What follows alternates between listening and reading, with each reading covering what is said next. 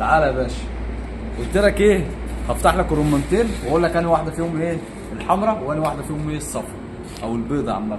تعالى تعالى بقى نشوف كل اللي جاوب في الكومنتات هيشوف ايه اجابته هتطلع صح ولا غلط. تفتكر اني واحده الحمراء واني واحده البيضه؟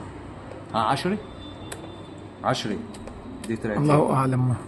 لكل الناس اللي قالت ان الرمانيه دي حمراء، فعلا الرمانيه دي حمراء، متقلقش طلعت حمراء. تمام كده.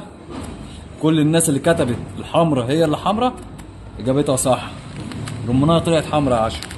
تخيل برق طلع بريء في العالم. بقول لك ايه؟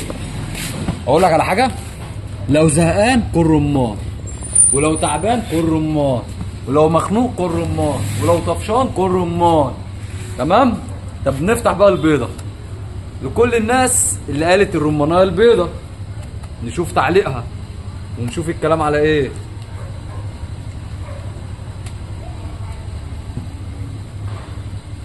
كل الناس اللي قالت الرمانيه البيضه للاسف برضه طلعت حمرا. طلعت حمرا، محدش خسر. الله، ازاي الكلام ده يا عشري؟ يعني احمر وابيض كله شغال؟ يا ابني ما بكلمش التليفون، بكلمك انت. والله العظيم انا لو بكلم نفسي هترد عليا.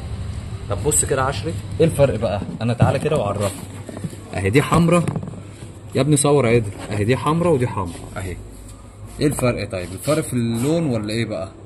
الاتنين طلعوا حمر، يعني محدش خسر. معنى كده ايه؟ الاتنين دول منفلوتي. معنى كده الرساله اللي عايز اوصلها لك ايه؟ بص بقى عليا، ان انت ما تاخدش بالرمانه من بره. عشان انا عملت فيديو ان الرمانه الحمراء اغمق من الثانيه، الناس كلها كاي عايزه رمان احمر. لا ما تاخدش. سلام ورحمه الله وبركاته. ما تاخدش بشكل رمان من بره.